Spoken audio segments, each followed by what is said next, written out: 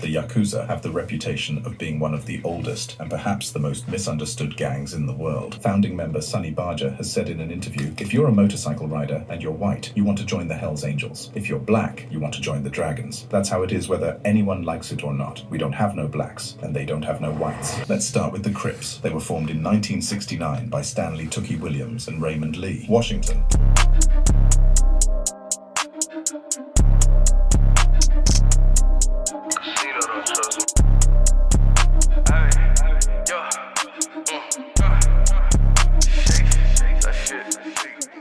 What's good? Dark Knight Gang. I'm Neptune. Alright, bro, look. Today I'm reacting to a video titled The Most Dangerous Gangs in the World. Yeah, this should be interesting. We're going to see the most dangerous gangs in the world. From different mafias, from different cartels, just different gangs. If you had let's say you had to join a gang, right? What type of gang would you join? Would you join a gang that's distributing drugs, some sort of cartel, and you got to kill people and be ruthless? Or would you join a gang that's more so doing street level crimes? Like, which type of gang would you want to join? Me personally, if I had to join a gang, I would join some sort of drug cartel type gang for sure. We gonna sell these drugs, we gonna get this money. And if anything is getting in the way of us accomplishing our goals, which is just selling these drugs, getting money, then we gonna do what we gotta do. That's the type of gang I would join. Some sort of drug gang that's like a little bit, is ruthless, but it's sophisticated. We're trying to get in good with the government and stuff. You know, hey, maybe we'll talk to the politicians and say, we'll back your campaign if you look the other way. I don't know.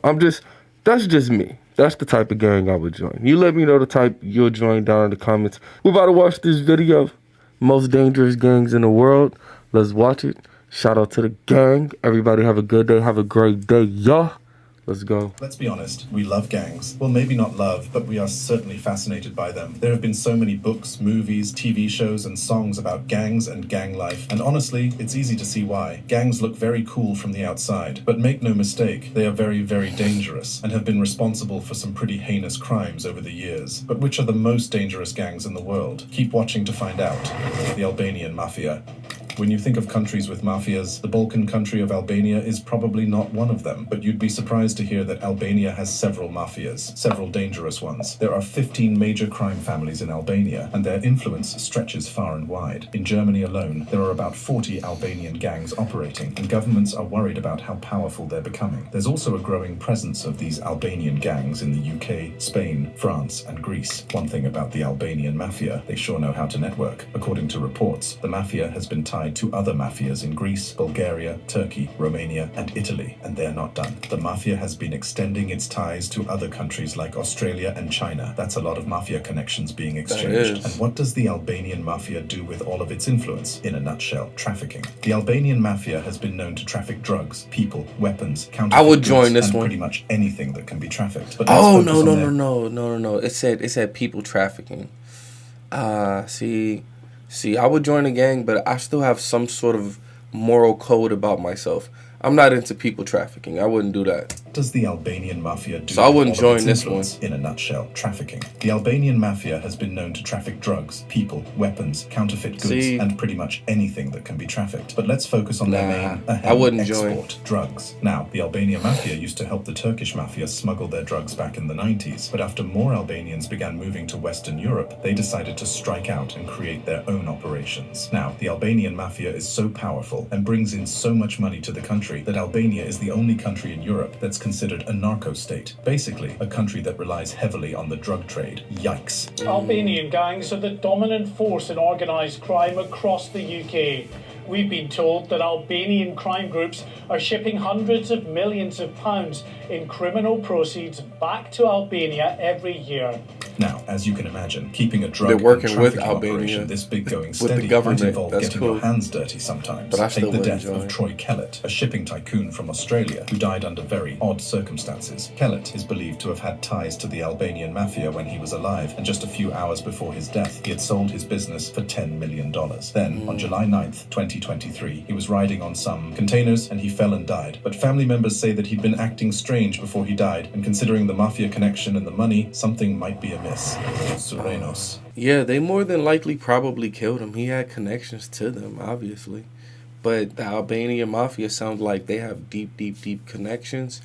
So, yeah, if someone in the gang kills somebody, you know nothing's going to come of it because they have deep, deep, deep connections. And they keep giving money to, I guess, to just Albania. They're part of the economy, you know what I mean? They're boosting the economy. So the Albanian government not tripping. That's cool. But like I said, I wouldn't join just because they traffic humans. I have a moral compass, I guess somewhat. You know, but I wouldn't do that. I would definitely do drugs, weapons, things of that nature.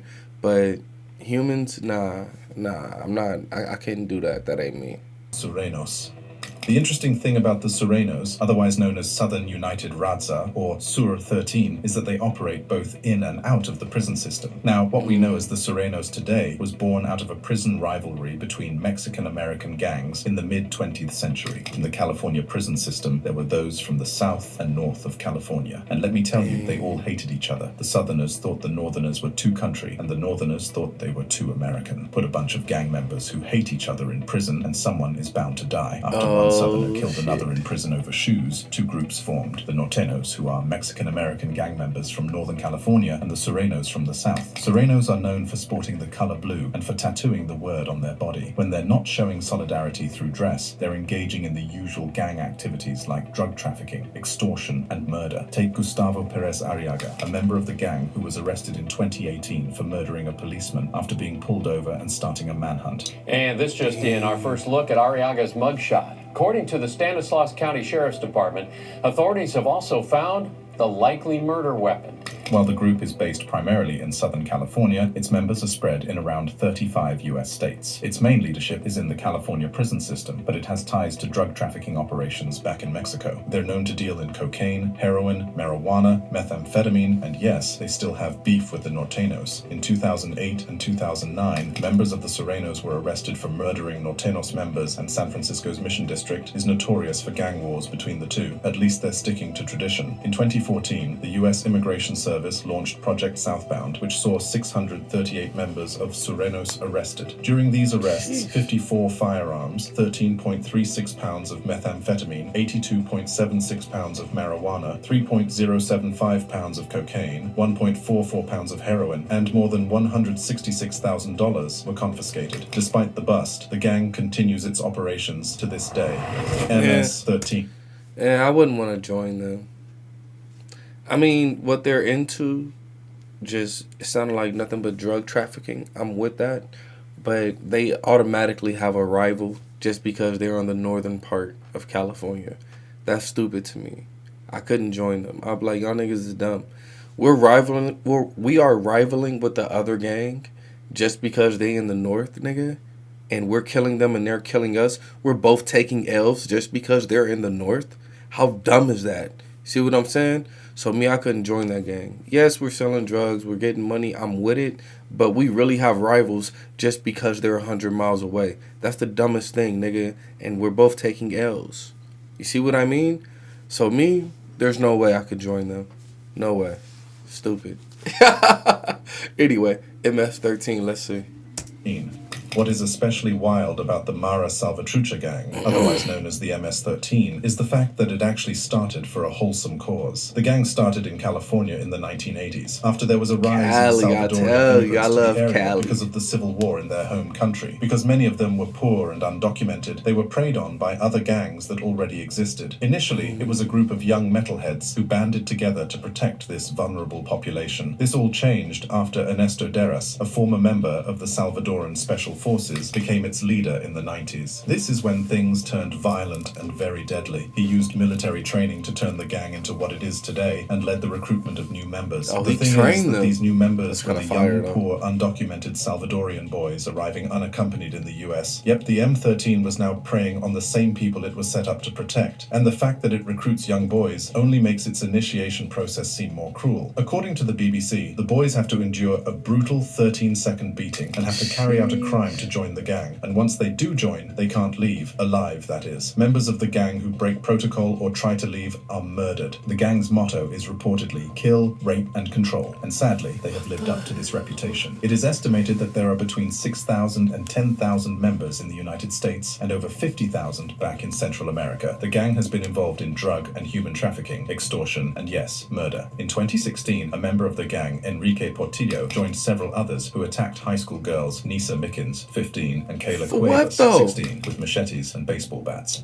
Federal authorities and police in Long Island arrested 4 MS-13 gang members for the murders of 3 teenagers. The gangbangers will be charged with the murders of 2 high school girls who were murdered in Brentwood, Long Island in September. Their bodies were found in the following days, and reports say that it was over a dispute at their high school. This case showed just how far the gang would go, and that even teenagers are not spared. Crips and Bloods. Nah, if MS-13 is that big, those were definitely low of the lowest level gangbangers that did that. That's a part of MS-13. They the lowest of the low. You feel me? So I'm sure higher ups wouldn't have been like, yeah, go and kill those girls because they disrespected you. No, those were 2 soft ass boys, lowest of the low. Anyway, their motto is kill, rape, control. I wouldn't join them, because they about killing and raping just to gain control. Me, I'm just about getting that money, you know what I mean? The system, we can sell drugs and get this money. But kill, raping, and controlling, what's wrong with y'all? Y'all doing too much. Anyway, Crips and Bloods, let's see. Adding to my list of dangerous gangs and gangs based in the California area are the Crips and the Bloods. Now, if you're familiar with pop culture and hip-hop history, you know who they are and probably know their red and blue colors and what they represent. But if you aren't, let me explain. The Bloods and the Crips are both Los Angeles-based gangs I wouldn't that join are involved either. in drug dealings, murder, extortion, robbery, you know, the usual. What makes them unique is that they've had pretty legendary beef with each other for years at this point. Let's start with the Crips. They were formed in 1969 by Stanley Tookie Williams and Raymond Lee. Washington, who were already controlling gangs in East and West LA at barely 18. The idea was simple: band together and corner the market for drugs and other illegal activities. This worked, and the gang saw its membership and pockets grow over the decades, especially during the crack epidemic in the 80s and 90s. There was some infighting and turmoil after Williams went to jail and Washington died, but the gang remains strong to this day and had over 30,000 members as of 2015. The Crips have also boasted famous members like Snoop Dogg, Eazy-E, and Coolio. But what about the Bloods? Well, they were formed in the 1970s. He didn't want to say how some Crips don't like each other and some Bloods also don't like each other too. There's a lot of infighting. You shouldn't be a Crip or a Blood either. It's dumb. It's dumb. Yeah, they get money, but they're also about that low-level dumb shit as well. 70s, after the Crips attacked 2 high school so students, stupid. Sylvester Scott and Benson Owens. In 1972, the Crips also murdered a man named Robert Ballou after a concert because he wouldn't give up his jacket. Many See of what I'm those who saying? felt victimized by the Dumb group stuff met up like that. and decided to form a group in retaliation. Some famous Bloods members today include Lil Wayne, Gucci Mane, and YG. And while they were outnumbered by the Crips, the Bloods have more than made up for it with violence. Both groups have been known to murder one another, steal cars, and operate to this day. In 2022, for example, police arrested gangsters associated with both the Bloods and Crips for a shooting in Sacramento that saw 100 bullets shot and 6 people dead. The two have been at it for years and show no signs of stopping. The Yakuza. The Yakuza have the reputation of being one of the oldest and perhaps the most misunderstood gangs in the world. The group was first formed in the 17th century and was mostly composed of takia, who were considered lower-ranked Japanese citizens. The Yakuza actually started out as a way to protect the stalls belonging to members of the caste. Even today, much of the Yakuza is made up of men from lower-income backgrounds. The Yakuza are also known to value honor and loyalty above all else. There are strict That's hierarchies of power within the gang, and this is shown through the sharing of sake called sakazuki. Kazuki. They also have some pretty out there practices like full body tattoos for many of their members and cutting off the top of their fingers as a way to apologize. While the group saw the peak of its membership in the 1960s with almost 200,000 members, only around 20,000 remain today. But that doesn't mean that they are any less deadly. Among the Yakuza's illegal activities are drug trafficking, extortion, loan sharking, prostitution, and much more. They also have syndicates in the United States and ties with Korean and Chinese gangs. And let's just say that they smuggle a lot of guns. In fact, a majority of the guns confiscated in Japan were manufactured in the United States, and the FBI has been investigating the gang's money laundering. Then there is the gang's connection to drugs. Much of the illegal drugs that are imported into Japan are believed to come from the Yakuza, which makes sense given the group's not so legitimate beginnings. One Yakuza boss said, speaking to a journalist, "One sure way of making money is drugs. That's the one thing you can't get hold of without an underworld connection." They're also known to traffic women from all over the world, threaten local business owners, and use many legal businesses as a front for their operations. And despite a few shows of goodwill, like helping out after the 2011 Tohoku earthquake, there have been some government efforts to crack down on the gang. And while it is nowhere as powerful as it was during its heyday, the Yakuza remain a very real and very deadly organization with ties to others all over the world. Sinaloa. Man, I was about to say, that's when I would join. But no. See, everything else sounded pretty cool. And it also sounded like they had a structure to it. So it makes sense, you know what I mean? They have a structure and, yeah, anyway. So it seemed like that would be a very, it seemed like if you joined them, you would also have pride and know that, hey, I'm part of the Yakuza. And we are like, we're brothers, but we all have morals. But nah, y'all trafficking women, bro. So I would even pass on them. God damn. Let me know what you guys think about all these gangs. But the Yakuza sound the best so far, for sure. Out of everyone, they sound the best. But let's keep going. Sinaloa Cartel.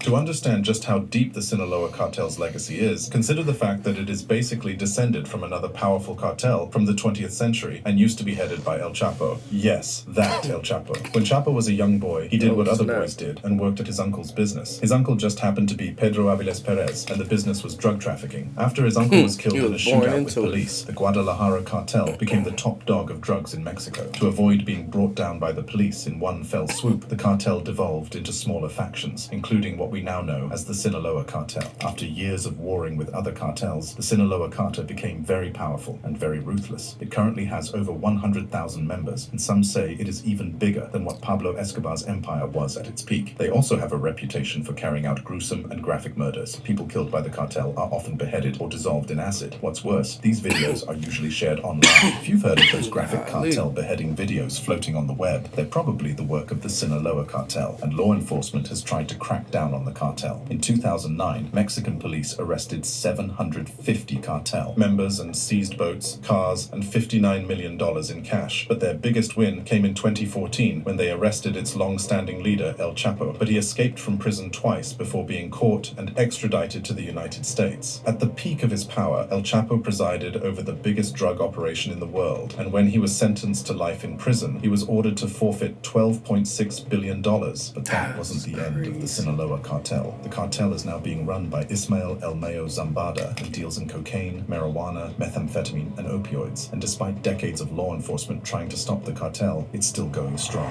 18th Street Gang. See, I might join the cartel. I might join the cartel. We just, you know what I mean? We making this money. And of course, when you're making that money, you're going to have enemies. So other cartels. So we got to do what we got to do. You feel me? But we don't mess with normal everyday people. You know, the cartels, they don't really mess with normal everyday people. They let normal everyday people do their thing. Some people in the cartel even give back. Only people they mess with is other people that try to mess with them. You feel me? I would join the cartel. Cause anyway, let's keep going. That's the best one so far to me. Let's keep going. Gang.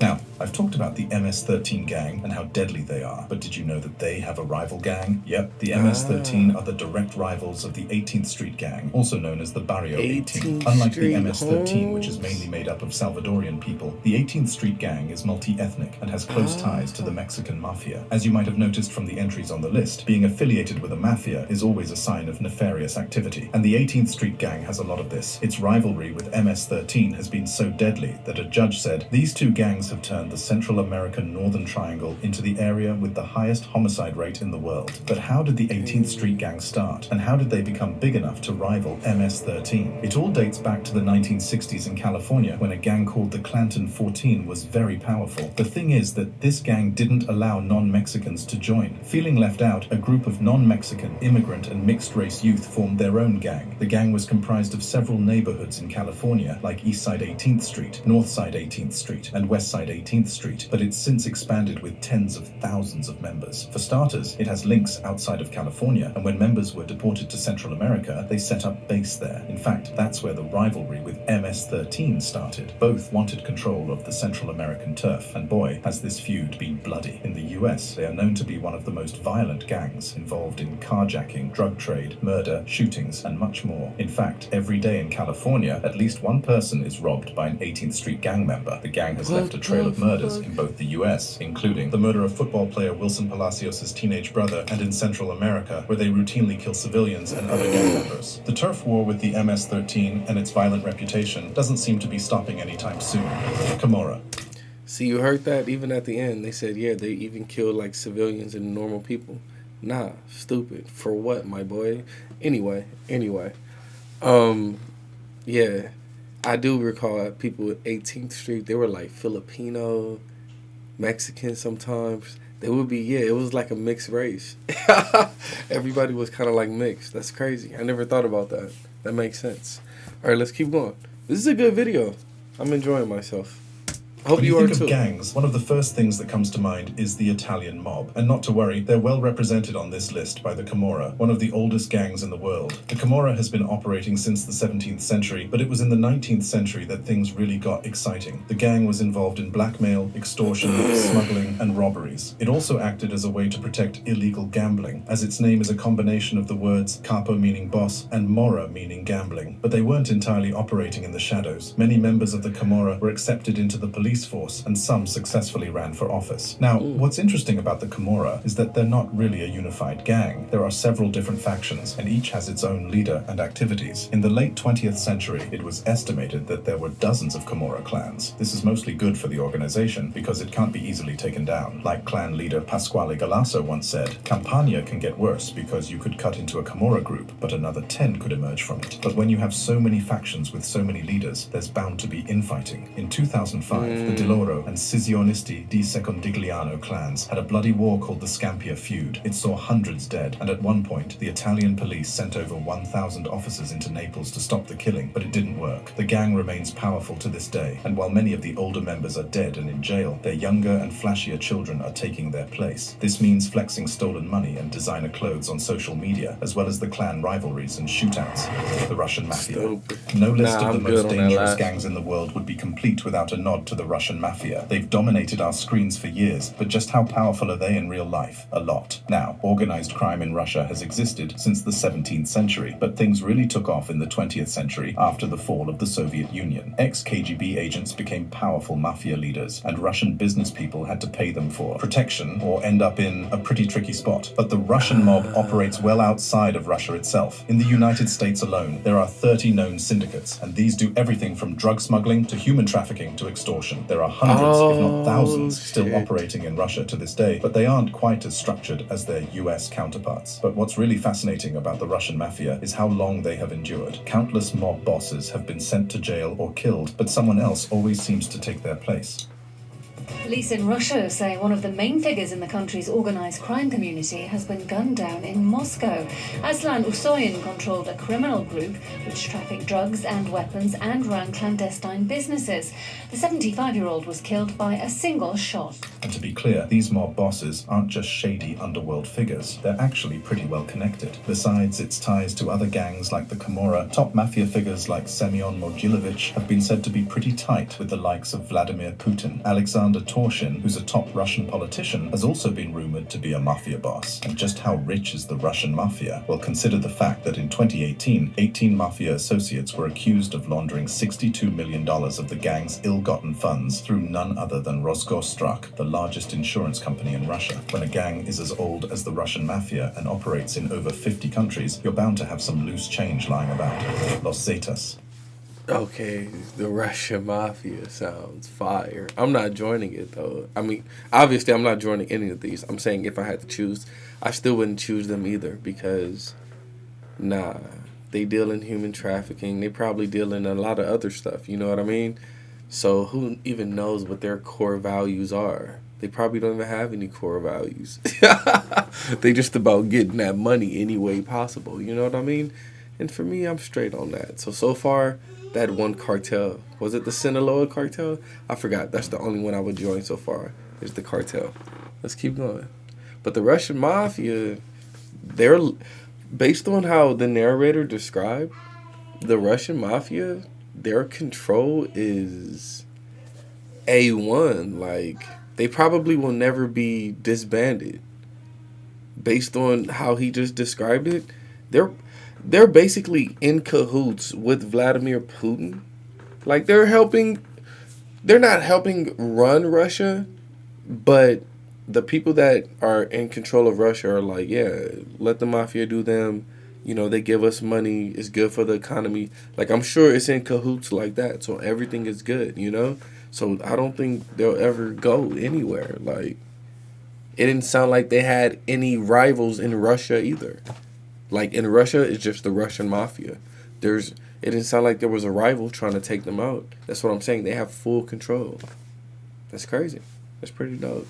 Los Zetas dates back to the 1990s in Mexico and is sort of an offshoot of another gang, the Gulf Cartel. After Osiel Cardenas Guillen became the leader of the Gulf Cartel, he started meeting with ex-members of the Mexican army to avoid being targeted by the army and rival gangs. Thus, Los Zetas was formed and helped the cartel with kidnapping, extortion, and securing its trade routes for human and drug trafficking. But by 2010, Los Zetas broke away and became its own gang and even rivaled the Gulf Cartel. Keep in mind, Los Zetas was one of the newer gangs on the scene, and it had to make a name for itself. Rather than teaming up with other gangs, it decided to outdo them in violence and terror. When Los Zetas decided to kill someone, it was brutal. The victims were tortured, beheaded, cooked in ovens, and had their bodies strung up for onlookers to see. This meant that many of the families of victims could not claim their bodies. As one victim's mother said to the Irish Times, "I have no doubt that those bones are from human beings. Maybe they're from my son or the children of my comrades, and we'll never find them." Because Los Zetas was so brutal in its methods, other gangs decided to up their antics and become even more brutal. The result? Over 60,000 people have gone missing in Mexico because of the gang wars, but things still aren't letting up. While many of the founding members of Los Zetas have been arrested or killed, the gang's activities have continued, and its influence can be seen especially in Los Angeles and Guatemalan prisons. Throughout the 2010s, there have been several massacres by Los Zetas, and the death toll is in the hundreds.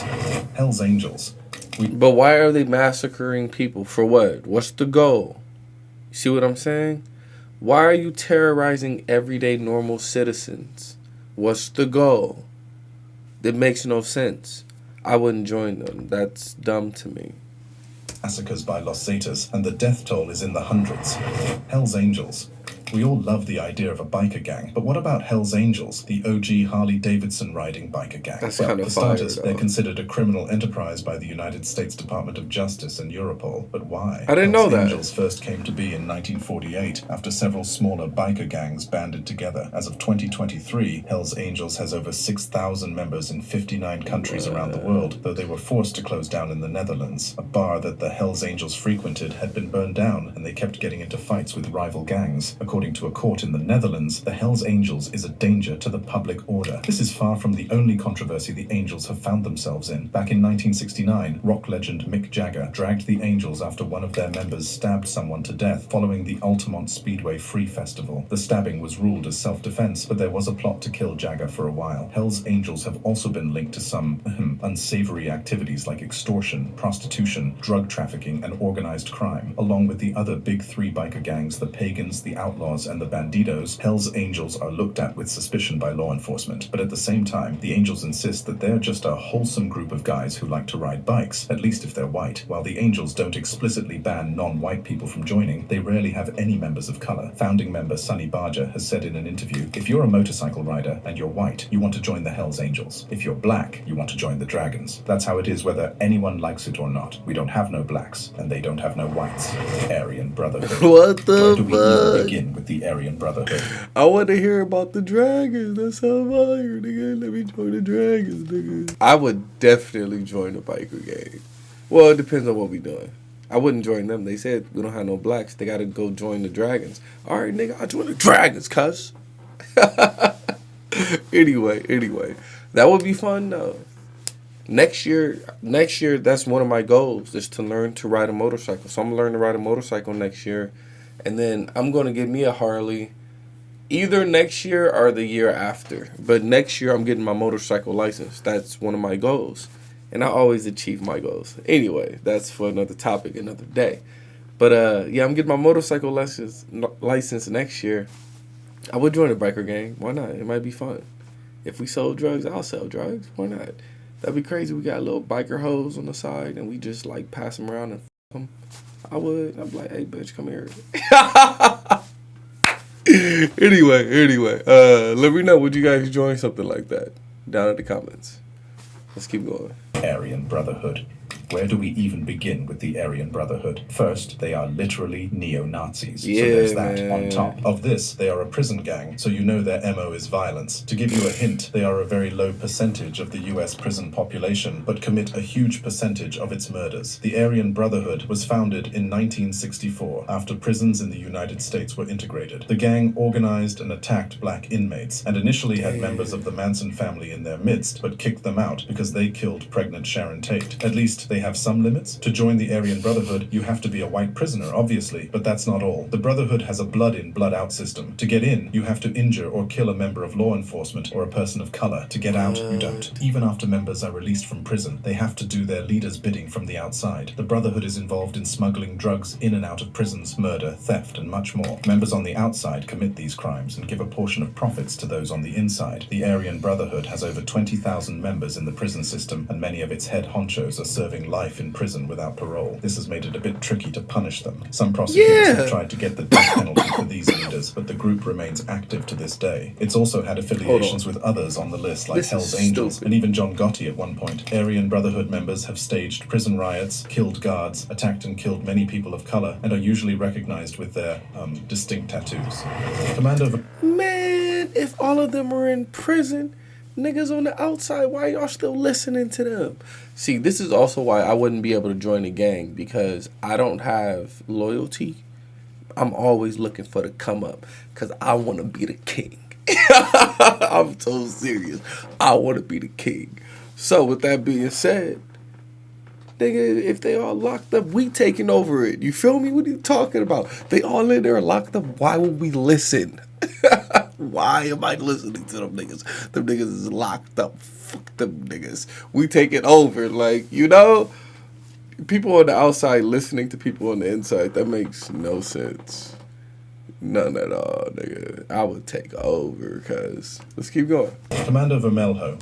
Commando Vermelho, or the Red Command as it's sometimes called, is a very violent, organized crime syndicate operating in Rio de Janeiro, Brazil. It was first formed in the 1970s. After Brazil's dictatorship, government began housing leftist guerrillas and petty criminals in the same jails. The two groups banded together to protect themselves and shared ideas. As the dictatorship was coming to an end, prisoners were released and immediately joined the growing cocaine trade. They trafficked drugs for the Colombian cartels and soon cornered the market in Rio de Janeiro. Amazingly, they partnered with the favela communities that they operated in and offered social services to residents as long as they could carry on with their activities. But the drug profits swelled. There was infighting, breakaway groups, drug wars, and the whole lot. Now, the Commando Vermelho are estimated to have around 20,000 members, though many are in prison. The group operates through the slums of Rio de Janeiro and gets a steady supply of recruits from the impoverished young men with few options. Some of the gang's activities include theft, drug trafficking, kidnapping, extortion, and murder. It has a pretty loose power structure, and while some bosses in prison prisons collect funds from those on the outside, many members are able to operate as they like. But this doesn't mean that all is well in the world of drugs and crime. The Commando Vermelho has been at war with many other gangs for the best trafficking routes, and these wars get very bloody. Then there are the constant clashes with Brazilian police who have been trying to crush the cartels for decades to no avail. The gang has attacked an army base and even shot down a police helicopter at one point, all in its never-ending reign of terror. That gang sound, yeah, that sounds kind of crazy. I didn't know Brazil had like a big gang like that. I've never been to Brazil. I would love to go to Brazil one day. Why not? And see how life is. Do you think I would get attacked if I just wanted to walk around? People be so scared, man. I want to walk around like in the heart of a fucking city. You know what I mean? A major city. When I go to Brazil, I'm definitely going to be around the culture. I'm going to eat the food, be around the culture. I'm not just going to stick to the tourist spots. I don't like that. I really want to see how it is. You know? That's just me, though. What if I get robbed or some shit? That would be crazy. I've been robbed twice in my life at gunpoint, too. Whew, that shit is scary. Yeah, man. Twice at gunpoint. First time I was robbed, nigga. Anyway, I'm just saying that to say, I guess that's why I'm not too afraid. Because I've had scary things happen to me. I've been shot at. I've been robbed at gunpoint. So I guess, yeah, I don't have that much fear because, you know, I've experienced fear. Nigga, I thought I was going to die. So I've experienced that level of fear to where I thought I was going to die, like, a few times in my life. You know what I mean? So I think that's why I don't have fear on a lot of other things. So yeah, I would definitely travel to Brazil and just walk around. I'll just have my head on a swivel, you feel me? I'll be looking around. But yeah, I want to see what it's like. CJNG is also known as the Jalisco New Generation Cartel, or Los Matas Zetas, and is basically an offshoot of another gang on this list, the Sinaloa Cartel. It all started with the death of Ignacio Coronel Villarreal, who was the leader of the Sinaloa Cartel. After he died, one of the gangs that was loyal to them, the Milenio Cartel, broke off and eventually devolved into smaller factions that fought over dominance in the Jalisco region. One of these factions is what we now know as CJNG. It's headed by El Mencho, who is one of the most wanted drug dealers in the world. The group first began its activities in 2009 when the bodies of 3 men were found in a truck with a message saying, "We are the new group Mata Zetas, Zeta Killers, and we are against kidnapping and extortion, and we will fight them in all states for a cleaner Mexico." But don't get too excited. The CJNG immediately started its violent activities, going to war with the other gangs in Mexico and leaving several massacres in its wake. As of 2023, they have a reported 20,000 members and have earned the title of the second most deadly gang in Mexico, second only to the Sinaloa Cartel. And what have they done to earn this reputation? Well, it moves billions of dollars in illegal drugs every year and maintains its grip on the areas it operates in through violence. It has killed hundreds of people and in some cases even engaged in cannibalism. Many of their horrific acts have been filmed and uploaded online, and the group is known to have an ongoing hitman program. While there are rumors of El Mencho being in poor health and infighting within the group, the drugs, killing and other crimes don't seem to be stopping anytime soon. Black Disciples. The Black Disciples is a Chicago-based drug trafficking gang made up mostly of young African-American men. It came together in the 1950s and 1960s Let's see what after my a niggas group are of doing. young men started their own gang, Devil's Disciples. Then they merged with another gang called the Gangster Disciples. But after their founder Larry Hoover was sent to jail, the Devil's Disciples leader David Barksdale took over. But after he died, the group once again was split into 2 factions, the Black Gangsters Disciples and the Black Disciples. The 2 groups spent years at war with each other, with head honchos and regular members being assassinated on the streets of Chicago, and while the fighting eventually stopped, the drugs and criminal activity did not. Perhaps the gang's most infamous incident was in 1994, when it recruited a young boy called Robert Yummy Sandifer. By the way, Yummy was just 11 years Yummy? old when the gang recruited him and gave him a pistol, ordering him to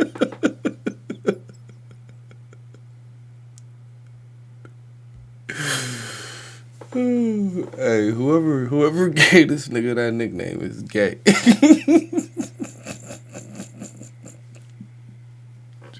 There's nothing wrong with it. I'm just saying, think about that. It was like, hey, Kai, This nigga yummy, Kai. Think about that, bro. 1994, when it recruited a young boy called Robert Yummy Sandifer. Hey, Kai, that nigga yummy, Kai. I'm gonna call this nigga yummy, Kai. Hey, yummy. By the way, Yummy was just 11 years old when the gang recruited him and gave him a pistol, ordering him to go out and kill. Naturally, being a literal child, he missed when he was shooting and ended up killing a 14-year-old girl nearby. The gang was immediately the subject of media scrutiny. Its leadership found itself in a bind and decided to fix the problem by killing the 11-year-old boy that they had armed in the first place. Two members, Derek and Craig Hardaway, were tasked with luring little Yummy to a secluded area and shooting him in the head. Naturally, this backfired and they were convicted of the murder. To this day, the gang has thousands of members, including the likes of rappers Lil Durk and Chief Keef, and continues to operate in the Chicago area. It mostly operates a decentralized leadership system, though its current head is a man called King Shorty, and has as many as 300 sets still active. Those men are members of the Gangster Disciples, responsible for 12 murders and a dozen other shootings that weren't fatal. There are countless gangs in the world, but the ones on this list are perhaps the worst. They've committed endless crimes, ended many lives, and have created a legacy as some of the worst groups imaginable. Some are famous around the world, while others aren't quite as well known, but all are beyond danger. Alright, bro, that was a great video. Let me know what y'all thought about it down in the comments. Yeah, I really enjoyed it. These gangs, I'll probably, like I said in the beginning of this video, only join the cartel because, once again, they just about the drugs, you know what I mean? And, of course, they got to protect themselves against their enemies. And, you know, I would too. Nigga, you trying to stop me, so I got to kill you. It is what it is. But, like, they don't really try to terrorize the citizens that live around them. No. They mess with the citizens, and the citizens actually like them too because they know they're actually doing something for the community. You see what I'm saying? So me, I would join something like that. But, you know, just like a regular gang or a mafia and you involved in a whole bunch of... Nah, man, you doing too much for me. I don't do all that. But anyway, let me know what you guys thought about this down in the comments. The Black Disciples in Chicago, that was so crazy. Them niggas said, hey, Yummy, go over there and kill him, Yummy. And then they killed the little kid. Like, what? Y'all? Bro, that was so stupid. Anyway. Great video. Shout out to the gang. Everybody have a great day. See y'all next time. Yeah. Peace. I know you want me. You said you're lonely. You can't get none of me.